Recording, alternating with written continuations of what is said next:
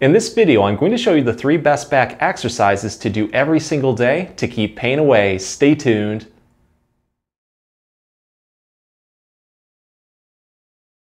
Hey everyone, thanks for tuning in to SpineCare with Dr. Rowe. So let's jump into the first back exercise you should be doing every single day. Great part is you can do this one first thing in the morning, right in bed or on a floor. It's really good at helping to improve mobility so you'll have less pains throughout the day. So I'm going to start on all fours just like this. My hands are going to be slightly out in front of me, roughly about shoulder width. We're going to tuck our chin towards our chest and now rock our whole body backward, taking our bottom towards our heels.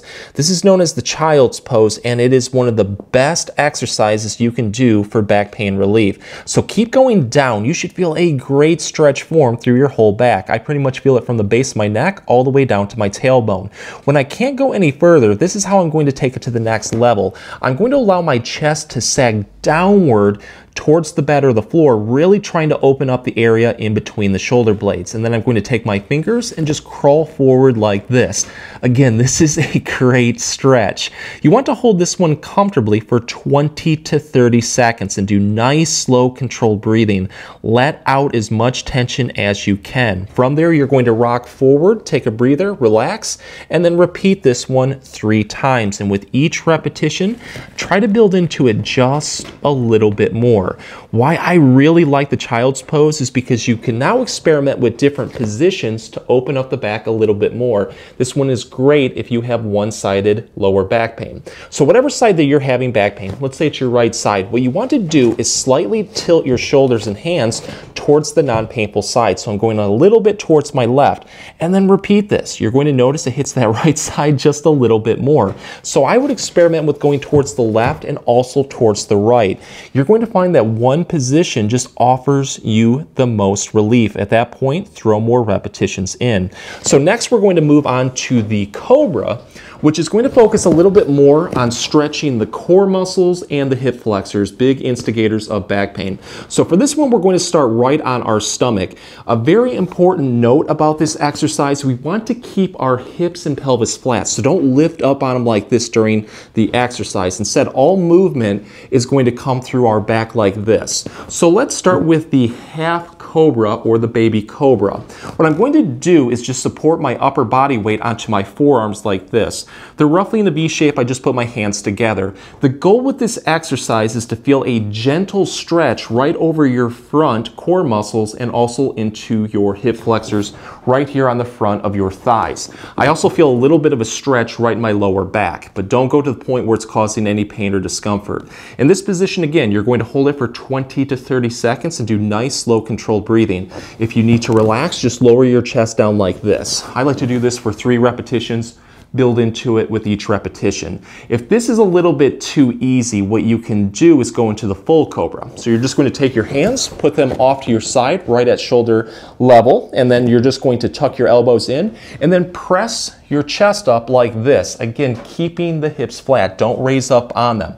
The more that you press up, the more intense that stretch is going to get. So aim for a great stretch, but not causing any discomfort. So give that one a try.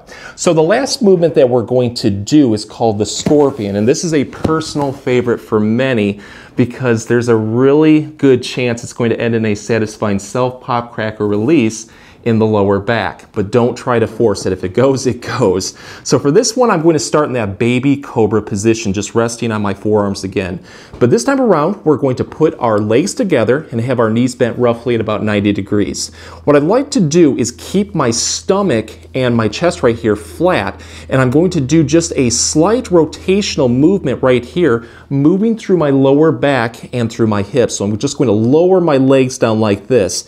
As you do this, you're going to feel a great stretch form in your back. Only go to the point where it is comfortable, and again, don't try to force anything, and you're going to hold this position roughly for 3 to 5 seconds. You're going to relax and then repeat on the other side, kind of like a pendulum. We're just going to go from side to side for about 5 to 10 repetitions in both directions. But if it feels good, you can definitely throw in as many repetitions as you like. But go through all of these movements. If you find that one is just helping you out a little bit more, at that point, throw more repetitions in. So with this exercise, we're going to focus on keeping the back loose throughout the day. So anytime that you feel pain or tightness start to build, do this one right away. For this, we need a smooth wall or a door, so it's perfect to do right at work. You're going to start facing that door and have your body roughly about 1 arm length away. Have your legs hip width apart. Place all of your body weight onto your heels during this exercise. From here, I'm going to have my arms roughly shoulder width apart, hands overhead just like this. And we're just going to lean into the door with our body weight. So from here, I'm just going to tuck my chin towards my chest. I'm going to slightly bend my knees, and then I'm going to squat my bottom down and away from that door. This is known as a standing puppy, and it is a great back opener. The more that you go down, the more that you're going to feel a great stretch form pretty much from the upper back all the way down to the lower back. When you can't go any further, what you're going to do is hold this and now deepen the stretch by allowing your chest to sag forward towards the floor, and then use your fingers to crawl upward just a little bit more. Hold this comfortably for 20 to 30 seconds to do nice, slow, controlled breathing. Again, let that tension out. From there, you can relax, take a breather, and then repeat this one 3 times. And with each repetition, try to build into it just a little bit more. So just like the child's pose that we did with that first exercise, what you can do with the standing puppy is experiment with different angles to help open up the back just a little bit differently. So I would give this a try, moving your shoulders and hands towards the left and also towards the right. If any of those positions offer more relief, at that point, throw more repetitions in. So this is how we're going to take the standing puppy to the next level and focus a little bit more in between the shoulder blades. What I'm going to do is get back into my original stretch like this and hold it, but I'm going to take one arm off, bend my elbow roughly at 90 degrees, and now scoop my shoulder blade and upper back towards the other side, really focusing on moving through that shoulder blade. Keep going over as far as you can. Again, this is really going to help hit right in between the shoulder blades. Feels really, really good. I like to hold this one for about 10 seconds. I just relax, and then I repeat on the other side, doing this for about 3 repetitions on both sides. So this exercise is going to focus more on strengthening. If your focus is to get long-lasting back pain relief or help prevent it, you have to strengthen those muscles that help support the back. And I can't think of one better exercise than the bridge. But I'm going to show you how to take the bridge to the next level and really hit a ton of muscles in a short amount of time. Great part is you can do this one in bed or on a floor. Just lie flat on your back like this. So to get into position, what I'm going to do is have my knees bent, feet flat, legs roughly about hip width apart.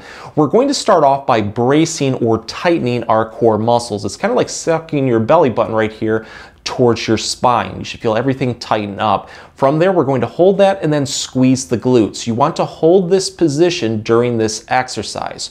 Your hands can go right on your hips or off to your side like this for support. So the first movement, we're going to do a glute bridge. We're just going to drive our hips upward towards the ceiling as far as we can until our body is in a nice straight line from our knees to our hips to our shoulders.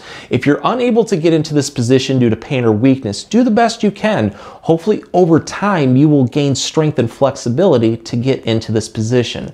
But you're going to feel a ton of muscles start to fire. The core, the back, the glutes, and the legs, everything that helps support a healthy spine.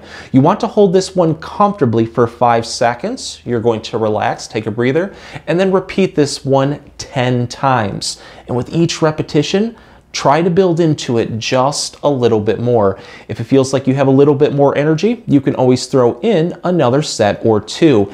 To take the pelvic bridge to the next level, what you can do is get into the bridge, but lift one leg up like this and support all of your weight on one side. Just make sure when you do this to have everything in the hips in balance. So if it feels like it's tilted like this, consciously make sure that everything is nice and level. You can also do a marching motion just like this to make it a little bit more challenging. So give that one a try if you have the strength. So next we're going to do what is called a clamshell bridge, which is really going to target the glutes. The glutes are one of the biggest instigators of lower back and hip pain, so it's really important that we have those nice and strong. So what we're going to do is take our feet and put them together like this, and we're going to wing our knees outward as much as we can, so drive them down towards the bed or the floor. You should feel a really good stretch form on the inner part of your leg going towards your groin. When you feel that, you're then going to hold this and make sure to brace your core and squeeze the glutes.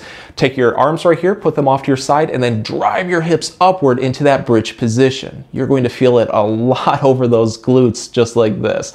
So what I'm going to do is hold this one for 5 seconds. You just relax, and then you repeat this one 10 times. But again, you can throw in another set or 2. If the exercises help, please support the channel by giving this video a like and maybe subscribing too. If you have any comments or questions, please leave them below. I'll get back to you as soon as I can. Thanks for watching.